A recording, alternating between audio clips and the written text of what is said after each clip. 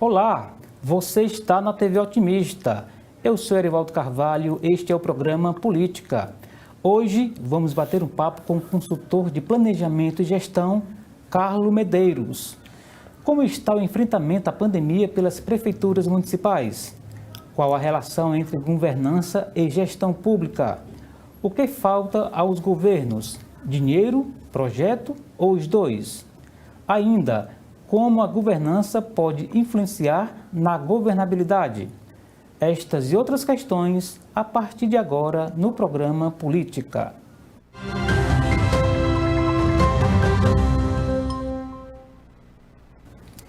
Carlos Medeiros é consultor e facilitador nas áreas de planejamento, governança e gestão e especialista em elaboração de projetos e mobilização de recursos públicos.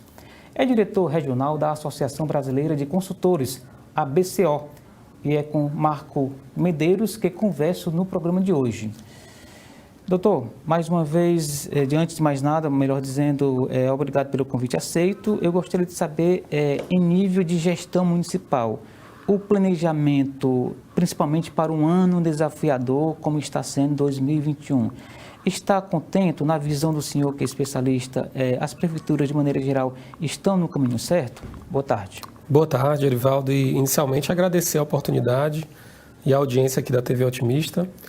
Bem, eu diria que a sua pergunta é muito interessante para a gente começar essa conversa, porque o planejamento, existe uma certa crença sobre o planejamento que ele atua sempre numa visão de longo prazo. Então, ao passo em que nós estamos vivendo uma crise talvez das mais intensas da história moderna. Então, isso tem gerado nos municípios, nos gestores municipais principalmente, uma certa dicotomia entre agir emergencialmente e planejar as ações de longo prazo que irão fazer o município sair da crise. É o que a gente chama de ambidestria, né?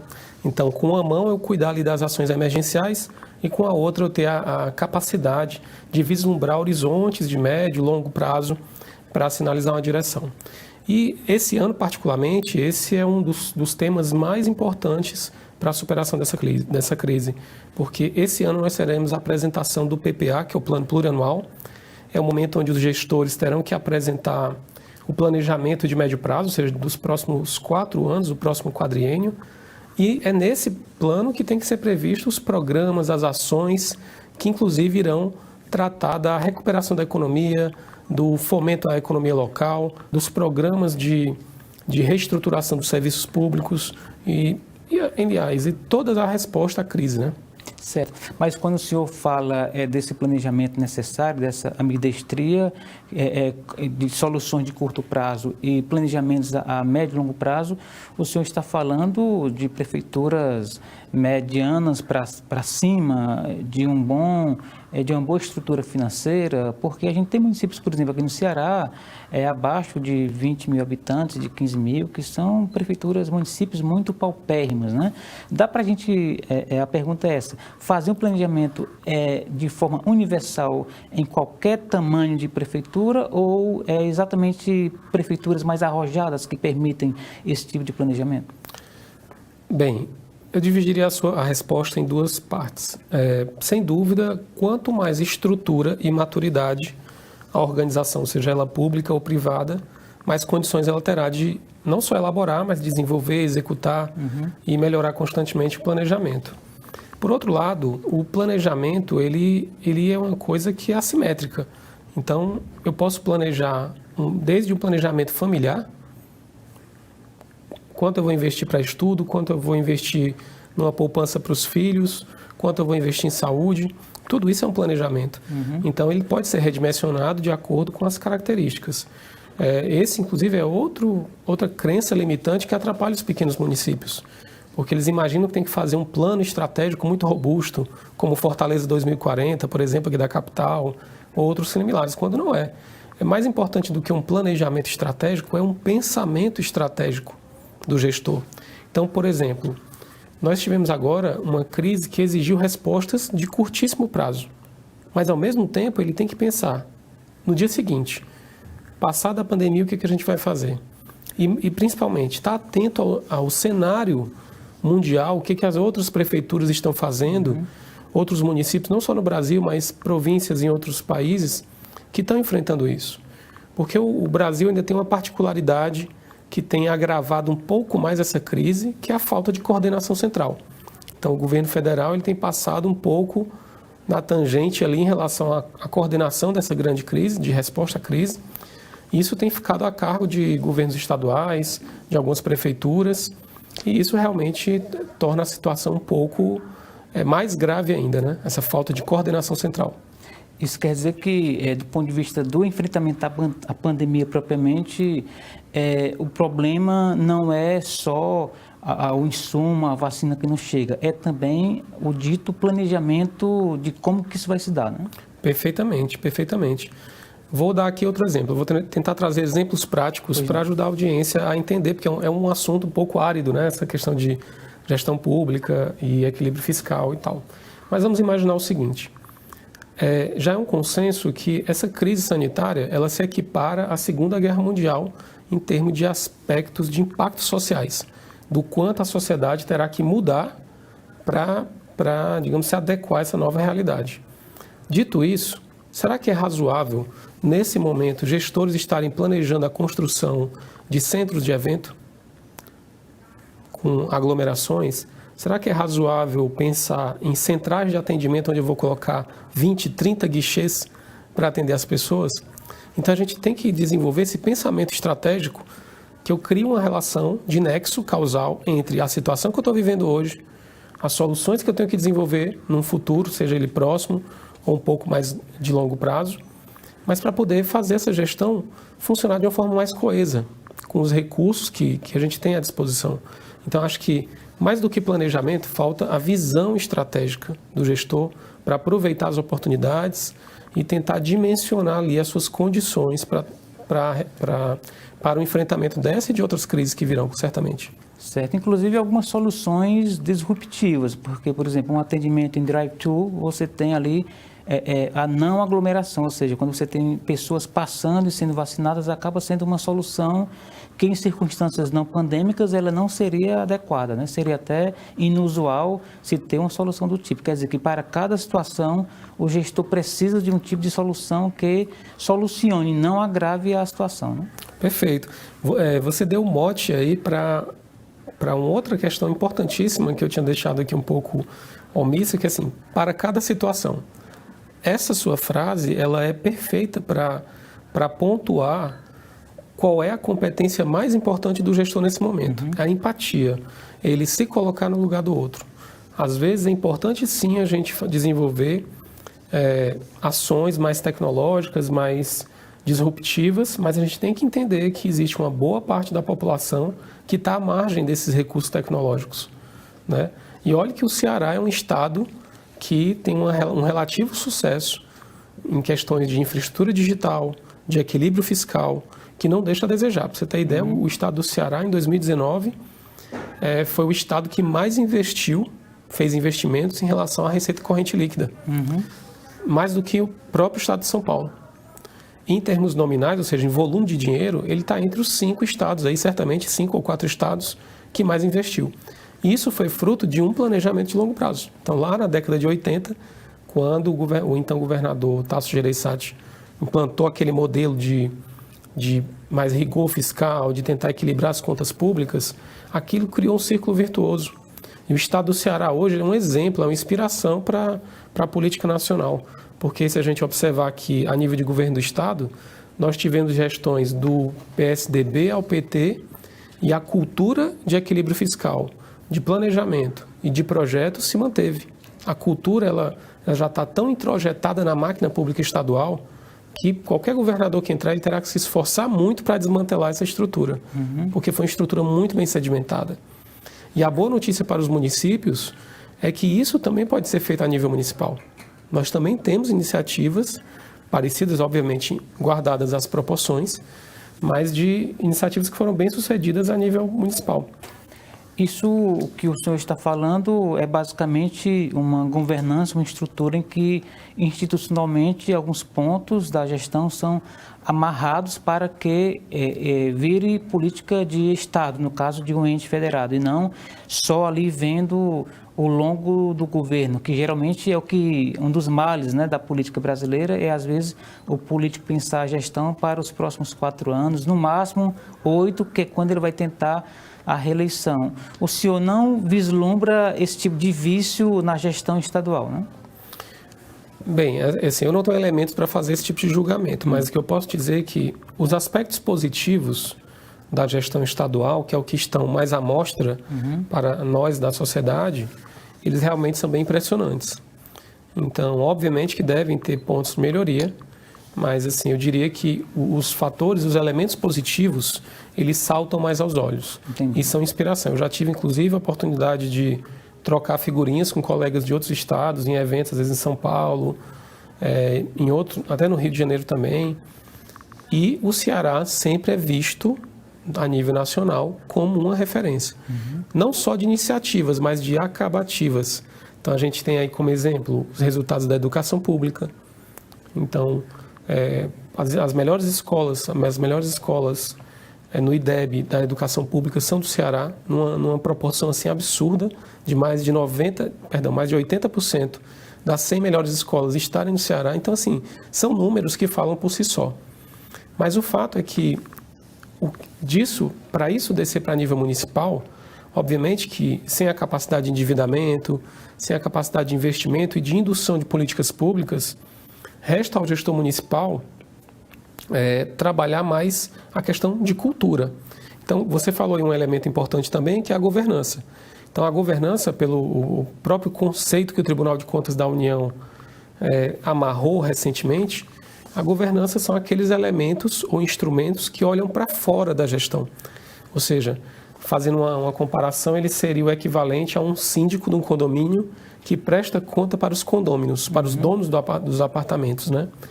E a gestão é o que ele faz com a operadora, com o porteiro, com o zelador e por aí vai. Ou seja, a gestão está cuidando da máquina, do funcionamento da máquina.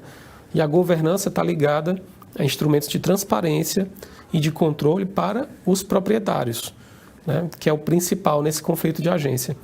E o principal hoje, quando a gente fala em gestão pública, é a própria sociedade. Então, quando você cria mecanismo de governança, que a sociedade se apropria disso, hoje existe uma maturidade na sociedade cearense que entende que o equilíbrio fiscal é importante, que o imposto que é pago, por mais que seja alto, ele retorna. A gente tem uma polícia equipada, a gente tem um sistema de educação pública razoavelmente eficiente, a gente tem hospitais regionais na área da saúde, para citar só alguns, né? E outro grande estrutura que a gente tem aqui, que eu poderia citar também, é o cinturão digital. O cinturão digital do Ceará hoje tem mais de 18 mil quilômetros de fibra ótica. Poucos estados da região sudeste têm uma estrutura dessa. Quer dizer que acaba sendo frutos de um trabalho de longo prazo feito há muito tempo, né? Perfeitamente. Então, assim, hoje o estado do Ceará está enfrentando com uma certa, digamos assim, não vou dizer tranquilidade, porque uma pandemia nunca é tranquila. Isso. Mas, digamos assim, com um certo controle maior da situação, por conta de tudo isso que foi plantado ao longo dessas últimas gestões. Equilíbrio fiscal, infraestrutura digital, uma própria rede de apoio de cientistas de ciência e tecnologia, que o Estado também foi pioneiro em fazer isso. Então, hoje nós temos a CCTES, por exemplo, então, que desenvolveu esse trabalho, que tem linhas de financiamento específicas para isso. Então, acho que o Estado do Ceará ele cumpriu bem esse papel. O nosso grande desafio agora é tentar tornar esse federalismo, que ainda está um pouco debilitado, né? Nunca foi concluído de fato, para a próxima camada, que são os municípios. Esses, sim, estão muito carentes de políticas públicas e, como nos últimos 20 anos, houve uma enxurrada de programas federais para esses municípios, mas sem a devida autonomia aos municípios, os municípios sempre, não vou dizer sempre, mas majoritariamente, dependiam de uma coordenação central, que não houve agora durante essa pandemia. Exato. Então, agora, cada município está cada um por si. Uns estão querendo comprar vacina, outros estão querendo trancar as entradas, mas não há um arranjo, não há uma política central do que fazer. e principalmente do que fazer depois da crise. Ok. Para recuperar isso. Eu sei. A gente vai fazer um pequeno intervalo. Na volta, a gente vai retomar esse ponto aí que é muito importante. Perfeito. Aqui com Carlos Medeiros, que está no programa Política de hoje. A gente faz um rapidíssimo intervalo e volta já.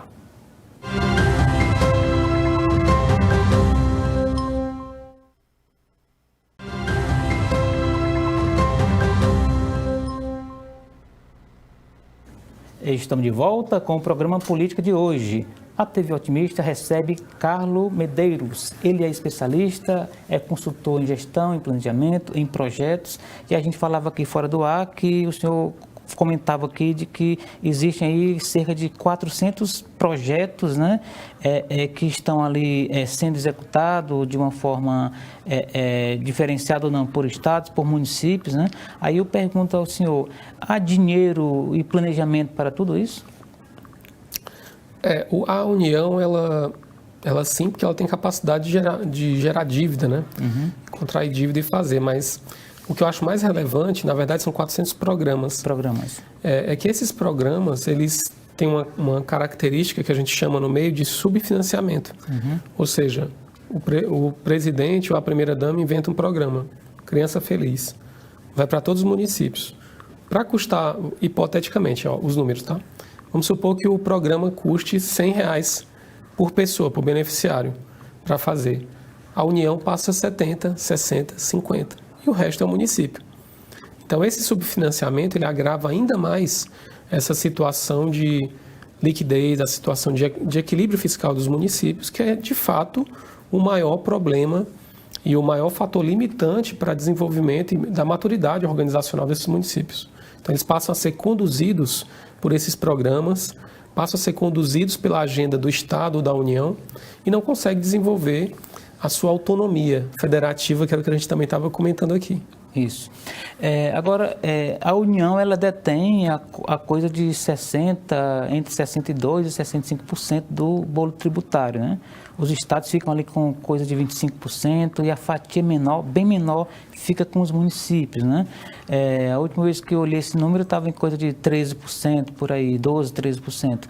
Ou seja, o município lá na ponta, onde a vida existe, onde a realidade bate a porta, é o ente federado que tem o menor pedaço do bolo tributário. Estamos falando, portanto, de uma reforma tributária que equalize isso de uma forma mais justa, até para que os municípios tenham mais recursos? Bem, eu sinceramente não sou muito otimista, contrariando aqui o nome da TV Otimista, né? Fazendo trocadilho, mas assim, em relação à reforma tributária para esse problema, especificamente. Eu acho que a reforma tributária ela vai atender um litígio que tem entre os estados, principalmente, até porque o foco principal é do ICMS, que tem realmente uma guerra tributária. É mais entre a União e os estados. Né? Já nos municípios, eu acho que a questão maior não é tanto de tributos, porque até a maioria dos municípios é duro para um prefeito ouvir isso, mas, na verdade, boa parte dos municípios estão numa situação confortável em relação a tributos, porque eles têm um ativo que é de tributos não cobrados enorme. Então, você pega municípios de 50 mil habitantes que não tem uma planta genérica de valores, que não cobra IPTU, casas que nunca pagaram IPTU. Então, assim, se o município se organizar, ele tem condição de melhorar essa situação e não depende de reforma tributária, depende de gestão tributária. Assim, de gestão realmente desses ativos, de ter a coragem de implementar algumas medidas. Até porque é muito antipático, né, do ponto de vista político. Né? Mas veja, é interessante você adjetivar dessa forma, é antipático, sim, mas como toda medida antipática que visa um bem maior, a tendência é que ao longo do tempo essa antipatia vá sendo diluída. E nós temos bons exemplos aqui no Ceará em relação a isso. Se você me permitir, por exemplo, posso citar um exemplo recente, inclusive que nós tivemos a oportunidade de contribuir enquanto consultoria, que é a Prefeitura do Crato. Então, o prefeito, desde o primeiro mandato, nós fizemos o planejamento estratégico, já estava muito claro o que ele queria fazer, queria trazer uma institucionalidade, queria acabar esse negócio de um prefeito ser dono da prefeitura, de dar uma cara realmente de Estado. Né? Assim, o que a gente quer para o final do mandato? E, ao longo dos 4 anos, foi se perseguindo aqueles objetivos que foram pensados no planejamento estratégico. E é interessante a gente falar isso porque há o mito de mas o mundo está tão dinâmico que o planejamento estratégico não vale mais 5 anos, 4 anos. Realmente não vale se você tiver expectativa de um planejamento estratégico como um mapa que dá todos os passos. Isso realmente não existe mais, já acabou. Agora, um planejamento estratégico que serve como uma bússola e ele te dá uma direção correta de onde ir, os valores que você tem que desenvolver para aquilo, as competências que têm que ser desenvolvidas nas equipes para elas serem capazes de alavancar esse resultado, esse sim funciona e foi exatamente o que fizeram lá. E hoje o estado do Crato, vou pegar aqui um número só para a gente tangibilizar essa conversa, no ano de 2019, ele conseguiu mais investimentos do que Juazeiro, que tem 3 vezes a receita do município, percentualmente, uma diferença grande, não estou lembrado agora, e nominalmente quase 2 milhões de reais a mais do que Juazeiro, que é um município que tem uma exuberância de investimentos privados, ou seja, não depende só da prefeitura. Juazeiro tem uma vida própria na economia privada, né? E mesmo assim ele conseguiu superar, e hoje é o município do Cariri com melhor situação fiscal e que melhor está enfrentando essa pandemia exatamente por conta desses frutos que foram colhidos, a exemplo do governo estadual. E o interessante notar, obviamente que há muitos outros fatores em jogo, mas é importante notar que o prefeito do Crato, Ailton Brasil, foi reeleito e o de Juazeiro não foi. Quer dizer que, independentemente dessas medidas, aquela coisa da antipatia política, às vezes, também é compreendida por outro lado, né? Perfeito. É outro indicador, né, de sucesso. E como eu havia comentado anteriormente, quando essas medidas são colocadas com transparência, são colocadas de uma maneira que a população entende aquilo, entende o porquê daquilo, quais são os benefícios de curto, médio e longo prazo. Ele dá um horizonte para aquilo, porque tem que ser um processo educativo. Exato. A gente tem que educar. E o prefeito do Crato, ele teve uma postura, não estou aqui querendo jogar confete, mas realmente ele teve uma postura muito interessante. Foi o único prefeito do Ceará que eu tenho conhecimento que, após vencer as eleições, propôs uma validação do plano de governo, da proposta de governo, antes de assumir a prefeitura, com toda a sociedade, inclusive os adversários. Então, isso já começou a demonstrar o espírito de Estado. Então, também o Zé Ailton é um fazendário, já tem uma noção de Estado, teve a oportunidade de ser deputado na Assembleia, então ele já tem uma vivência de institucionalidade e de espírito público que realmente, sem dúvida, contribuiu para isso, né? Ele foi o grande líder disso, né? Exatamente. Voltando a falar de governança, Carlos, a gente tem, por exemplo, o Tribunal de Contas, não só o da União como aqui do Estado, que tem incentivado bastante esse modelo de gestão. Inclusive, alguns entes públicos já contratam ou já licitam a partir de referências de compliance das próprias empresas, né? Quer dizer que isso também é outro braço, né, que a iniciativa privada traz para a gestão pública, né? Sim, certamente. O Tribunal de Contas, para o Ceará, ele foi um divisor de águas. Essa mudança de Tribunal de Contas dos municípios para o Tribunal de Contas que foi agregado ao do Estado. Isso. Porque o Tribunal de Contas do Estado, ele estava no nível, estava e ainda está, no nível de maturidade bem mais elevado. Então, ele percebeu e tem conduzido dessa forma para trabalhar não só o rigor do cumprimento legal, a questão burocrática do cumprimento, mas realmente a efetividade das políticas públicas. Os resultados, né? Os resultados, né? Isso. Ou seja, o quanto aquilo de fato está beneficiando a população. Tem uma iniciativa, eu tive a oportunidade de estar no lançamento lá em Belo Horizonte, em Curitiba, do IEGM, que é o Índice de Efetividade da Gestão Municipal. Naquela ocasião, em 2016, foi o embrião do que hoje é a maior ferramenta dos tribunais de contas do Brasil para a medição da efetividade da gestão municipal. E a grande vantagem é que você tem vários benchmarks. Então, por exemplo, a mesma metodologia que está sendo aplicada aqui no Ceará está sendo aplicada em São Paulo, que está sendo aplicada em Belo Horizonte, que está sendo aplicada em todas as capitais. Em estados e municípios ou só em estados? Estados e municípios. O do estado é o IEGE, que é o Índice de Efetividade da Gestão Estadual. Certo. E isso permite uma comparação com municípios primos. Que acaba criando um parâmetro ali, né? Exatamente. Então, por exemplo, vou pegar aqui um município pequeno aqui do Ceará, você pega Guaramiranga, por exemplo. Um município pequeno que tem as mesmas características do município chamado Monteiro Lobato, lá em São Paulo. E eu tive a oportunidade de fazer uma entrevista com a prefeita de Monteiro Lobato, que encerrou o mandato agora, em 2020, E, diante de todos aqueles avanços que o município conseguiu, de índice, de indicadores, de equilíbrio fiscal, de inovação, você vê o que esse município tem que a gente não possa implantar no município da Ibiapaba ou município aqui do Maciço do Baturité, que tem características geográficas e sociais similares, né? Então, esse instrumento ele também permite essa comparação e esse benchmark positivo. E melhor, gratuito. Essa é a grande vantagem do poder público. Quer dizer, então, Carlos, que se o prefeito tiver disposição e uma equipe razoavelmente boa no sentido técnico, ele consegue, ao longo de 2, 3 anos, antes de chegar no final da gestão, mostrar uma nova cara da administração municipal? É possível? É possível, certamente, mas voltando àquele conceito da ambidestria, né? Para nós alcançarmos esse reconhecimento no 3º, no 4º ano, é imprescindível que esse gestor ele comece a tomar as medidas mais difíceis no começo. Quando ele tem capital político, né? Tem capital político, tem uma certa tolerância maior da população.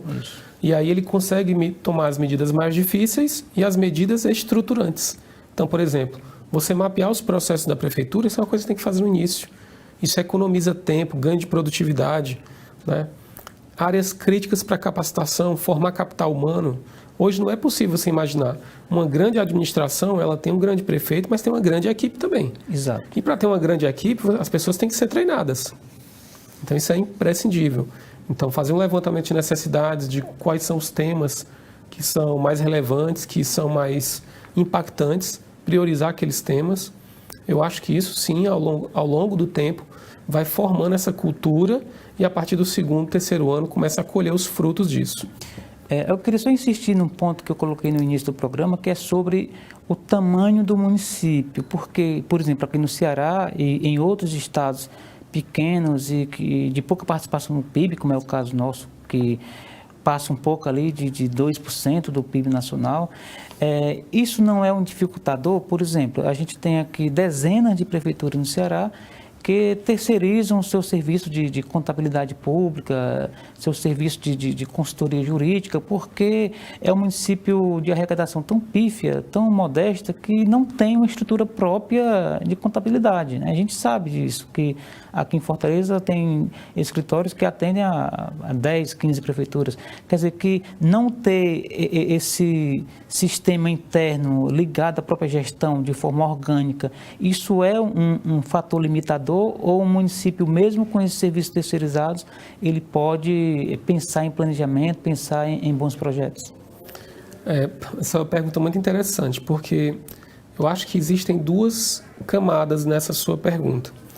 Existem aí, sem dúvida, municípios que delegam, entregam, terceirizam as suas atribuições constitucionais para empresas. Isso. Vou dar um exemplo. Controle interno. Controle interno é uma ferramenta de gestão. Se ele terceiriza para uma empresa, considerando que essa empresa faça apenas o trivial para atender as exigências do Tribunal de Contas, você está sem controle interno. Porque é algo intransferível. É intransferível, Mas existe também outro lado dessa moeda, digamos assim. Essas empresas de assessoria, pelo menos as empresas sérias de assessoria, elas oferecem um serviço de qualidade a um preço, a um custo, digamos assim, mais acessível e sem a burocracia que um concurso público teria. Então, você consegue, a um contrato, um valor razoável, ter à disposição uma grande equipe de especialistas aqui em Fortaleza e às vezes até em outros estados, com o trabalho remoto hoje é muito mais fácil do que você poderia colocar lá em Acarape, lá em Potengi. Eu estou dando exemplos aqui sem nenhum demérito, nenhum julgamento, apenas para exemplificar que municípios pequenos eles teriam dificuldades até de levar esses profissionais para a administração pública. Então, eu acho que tem 2 cenários aí diferentes. Sim, tem empresas que não são tão confiáveis e que estão mais focadas em entregar relatórios e atender o básico, e tem outras que estão gerando valor, de fato, para a administração pública. Então, a gente tem que separar o joio do trigo. Então, acho que essa é uma coisa importante, não só para a administração pública, mas para o mercado de assessoria e consultoria. E daí vem a minha atuação também na Associação Brasileira de Consultores, que é um trabalho que a gente está encampando aqui no Ceará, exatamente para tentar fazer um processo educativo nesses contratantes. Entendi. Procure o referencial de quem é o seu consultor. quais clientes ele já atendeu, quais certificações ele possui, se ele é registrado no conselho de classe. Então, assim, são informações que vão ajudar a ter o mínimo de filtro ali nessa empresa de consultoria ou assessoria. Mas, assim, se for bem feita a contratação e principalmente o acompanhamento, pode ser positivo, sim. Tá certo, Carlos. Vamos fazer mais um rapidíssimo intervalo. Daqui a pouco o programa Política está de volta.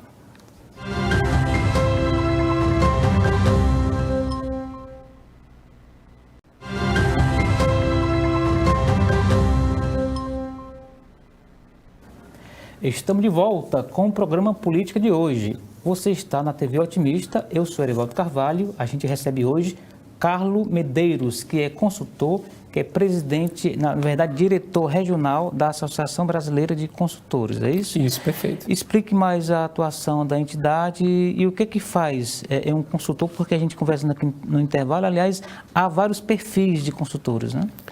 Perfeitamente. A Associação Brasileira de Consultores, ela surgiu com a demanda exatamente de tentar qualificar o setor. Então, hoje, a gente tem uma pesquisa que é feita anualmente sobre o mercado de consultoria e a grande maioria dos consultores são eu-presa, né? Então, o consultor atua sozinho e ele vai, e uma pequena parcela consegue crescer e transpor essa barreira de ser um empreendedor que trabalha sozinho. Mas o fato é que, seja ele pessoa física trabalhando como autônomo, seja ele uma empresa mais estruturada com outros consultores, esses consultores eles têm que prezar pela ética, pela qualidade do trabalho, pela geração de valor ao cliente e, acima de tudo, pela coerência do que está sendo proposto ali. Então, assim, não virar um funcionário da empresa, manter a sua independência, essas são as principais características de um consultor.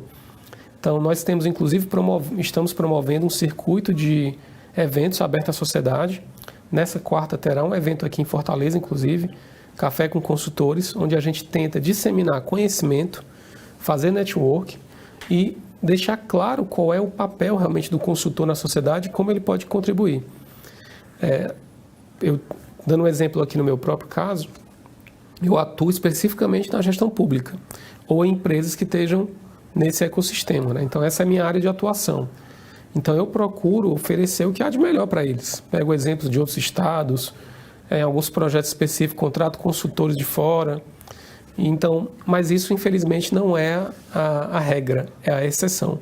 Então, a Associação Brasileira de Consultores, ela tem essa missão de tentar disseminar as boas práticas, de tentar evidenciar quais são os bons profissionais e oferecer para a sociedade essa informação de uma forma mais organizada, além de contribuir com conteúdos, né, nesse tipo de eventos e outras iniciativas.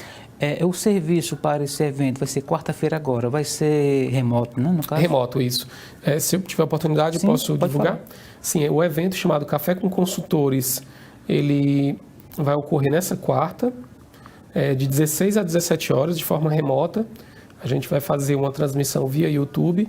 Vocês podem ter mais informações no site da ABCO, que é abco.org.br, no menu Eventos. E lá você vai listar todos os eventos da semana. Essa semana nós temos 3 cafés, 3 eventos desses. Temos no núcleo Rio Grande do Sul, Ceará e Rio Grande do Norte. Então, para você ver, a gente tem uma agenda aí de 200 eventos planejados até o final de 2021, todos com essa característica de disseminar conhecimento, de fazer a nossa contribuição para a sociedade em educar no processo de contratação de consultoria, de demonstrar quais são os valores, quais são as competências que um consultor deve ter para oferecer o serviço e, de certa forma, melhorar o próprio trabalho do consultor, que isso certamente vai agregar na nossa atuação. Esse formato remoto acabou que impactando positivamente, dada essa facilidade de se conectar, né, com outros especialistas, com gestores, etc. Né?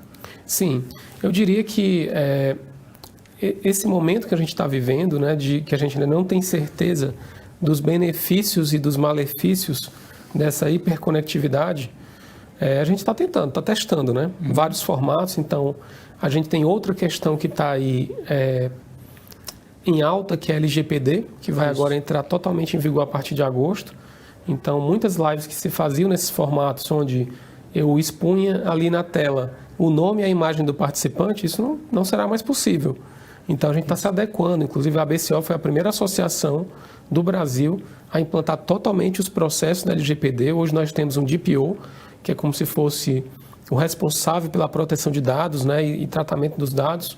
Então, a gente está o tempo todo ali tendo cuidado de não expor nenhum dado de contatos nossos, de clientes, das pessoas que se inscrevem para os eventos. E assim, mas é o mundo que a gente está vivendo. Exato. Hiperconectado, hiperexposto, onde você tem que estar cada vez mais preparado para estar de frente às câmeras, tem que estar com essa outra competência que a gente tem que desenvolver cada vez mais, né? Exato. E só para ser um momento didático, LGPD, que é a Lei Geral de Proteção de Dados. Perfeitamente. Né? Para o não iniciado ficar aí por dentro do que a gente está falando. Carlos, o que um gestor não pode, sob hipótese alguma, deixar de fazer do ponto de vista da governança? Ele pode deixar ou não querer fazer nada, mas qual seria o pecado fatal ele, enquanto gestor, que se ele fizer ou deixar de fazer, ele pode estar comprometendo a administração? Perfeito. A governança está dividida em 3 pilares, né? A gente tem o pilar do controle, né? Então, assim, do monitoramento, perdão, da direção e da avaliação. Então, é um ciclo perfeito de avaliação de políticas públicas. Então, na governança, talvez o papel mais importante agora seja a direção. No cenário onde a gente está tendo uma carência de coordenação central, embora haja o esforço do governo do Estado, mas diante da característica dos municípios, com tantos programas federais, a carência do governo federal na coordenação dessa crise, ela vai deixar, sem dúvida, danos graves para a gestão municipal.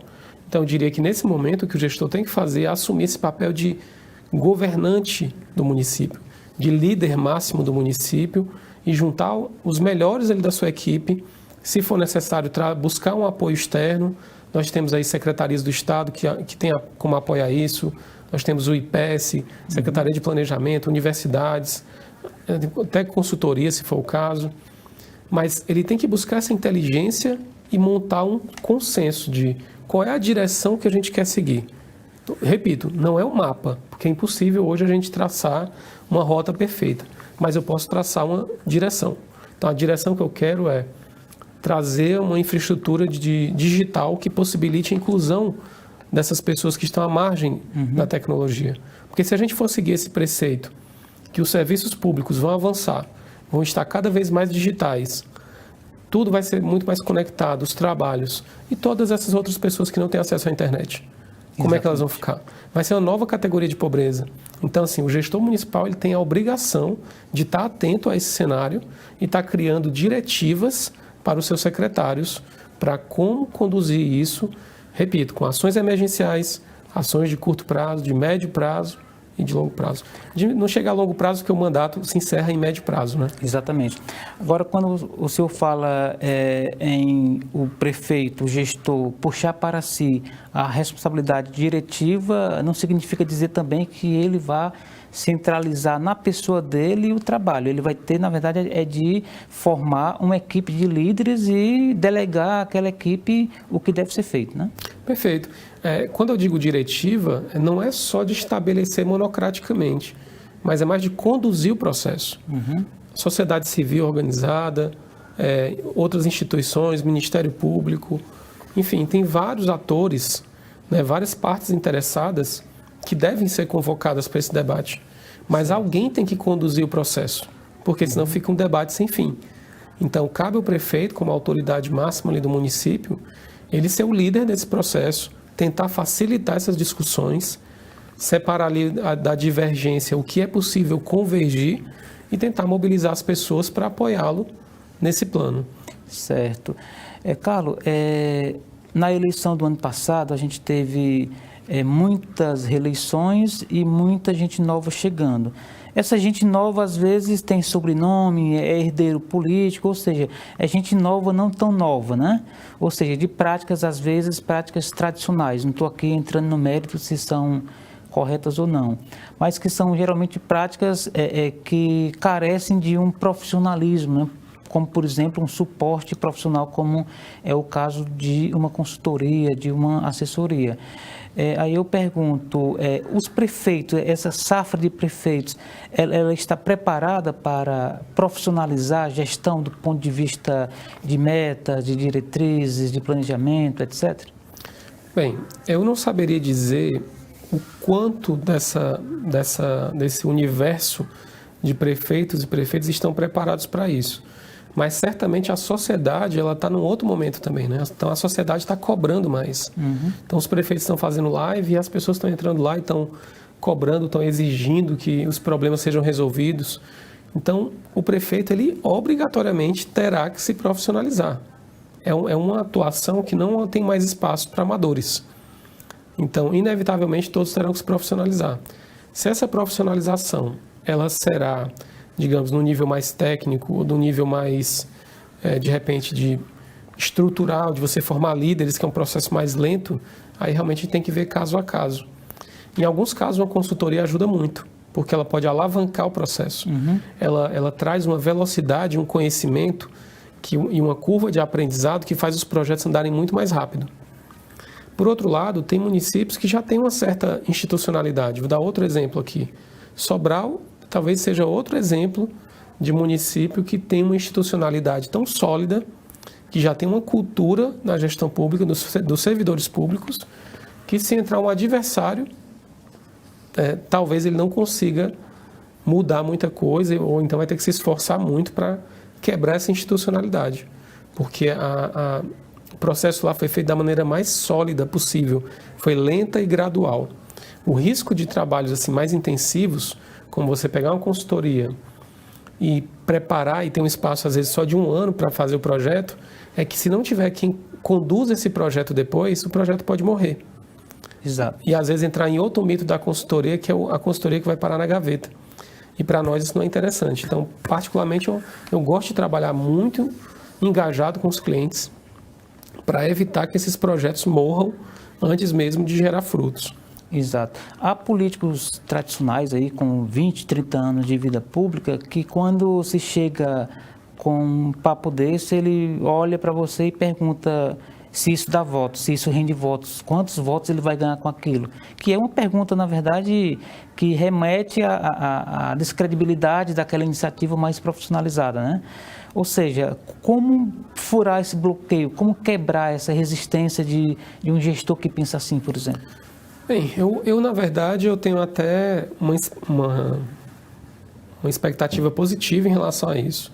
Obviamente que eu não vou citar nomes, mas eu tenho tratado com vários prefeitos e prefeitas. Já houve essa situação? Sim, sim. Mas, por incrível que pareça, o perfil que eu acho que está mais reticente para esse tipo de coisa é aquele prefeito novato, vamos dizer assim, né? É o prefeito que às vezes é um engenheiro, é um comerciante, é um médico, que nunca trabalhou em nada da gestão pública, está totalmente por fora. E o primeiro impacto dele é: eu vou transformar tudo, que não tem negócio de corrupção. Mas quando ele vê a quantidade de complexidade de teias e burocracias que estão atreladas a uma gestão pública, ele se vê muitas vezes engessado. Isso gera uma certa frustração. Já esse perfil mais, digamos assim, mais tradicional, eles estão sempre antenados. Assim, um político que consegue convencer 30, 40, 100 mil pessoas a votar nele, você não pode subestimar a inteligência dele. Exato. Então, eles têm uma inteligência natural, pode não ser técnica, mas ele tem uma inteligência, uma sabedoria. Tem uma intuição ali, né? Uma intuição muito apurada. Então, eu tenho me surpreendido positivamente com políticos assim, mais tradicionais, que estão percebendo essa mudança de ventos, né? Que os eleitores estão querendo outra coisa, estão querendo mais transparência, estão querendo mais efetividade, estão querendo mais projetos apresentados, produtividade. E ele está se vendo obrigado a trabalhar com isso. Ok. A ser mais produtivo, né?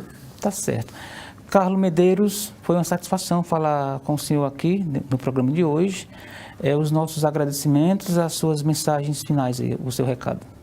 Bem, eu queria agradecer aqui a presença, a oportunidade, na verdade, aqui na TV Otimista, o Erivaldo, e aproveitar a oportunidade que ele deu aqui gentilmente e reforçar o convite para o Café com Consultores, que teremos nessa quarta-feira, um evento online, vocês podem entrar no site da abco.org.br.